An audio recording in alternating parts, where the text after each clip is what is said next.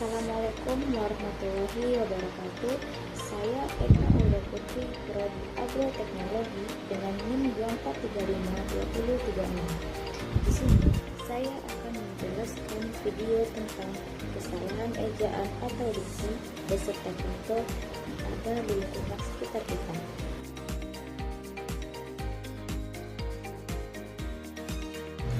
Bahasa Indonesia sebagai bahasa nasional memiliki kaidah dan aturan yang harus dipatuhi.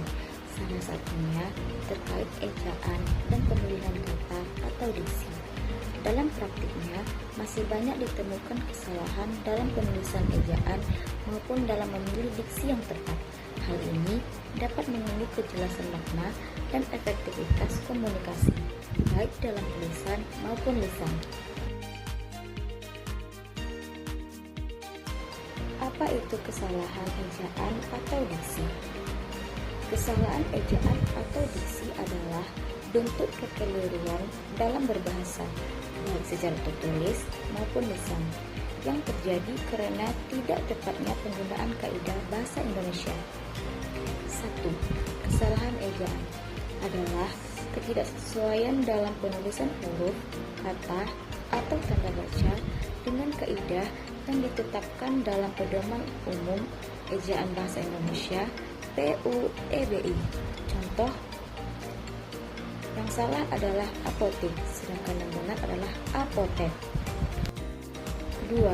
Kesalahan diksi adalah penggunaan kata yang tidak tepat, baik dari segi makna, nuansa, maupun konteks kalimat.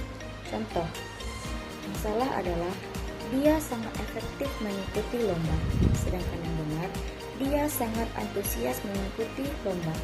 Kata efektif tidak tepat digunakan dalam konteks ini. Berikut 5 contoh kesalahan ejaan atau diksi di lingkungan sekitar kita. Baiklah, yang pertama adalah klinik.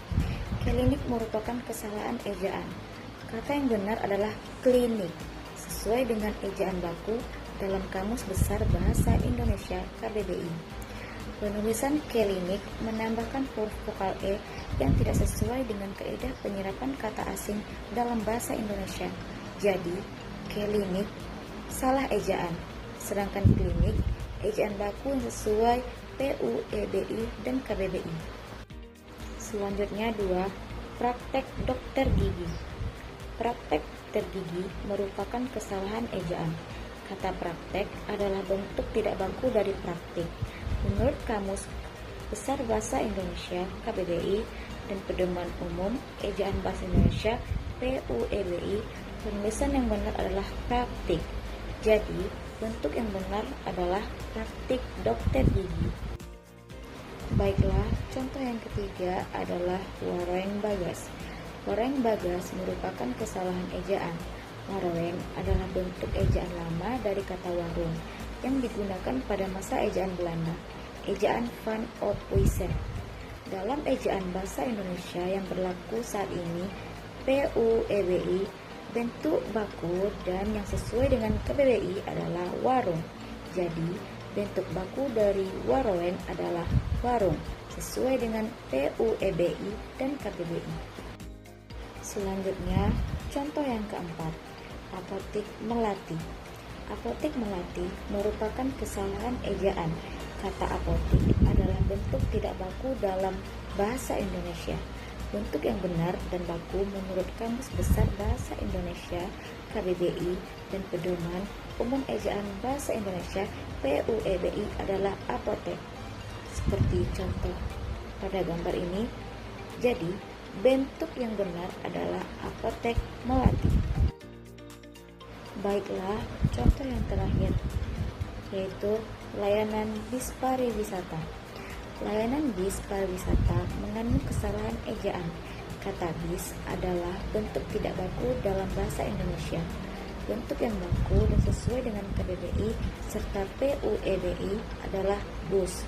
Meskipun bis masih sering digunakan dalam percakapan sehari-hari secara penulisan formal dan sesuai kaidah ejaan yang benar, yang digunakan adalah bus. Jadi, bentuk yang benar adalah layanan bus pariwisata. Itulah 5 contoh kesalahan ejaan atau diksi yang ada di sekitar lingkungan kita. Baiklah, saya akan menyimpulkan tentang kesalahan ejaan dan diksi.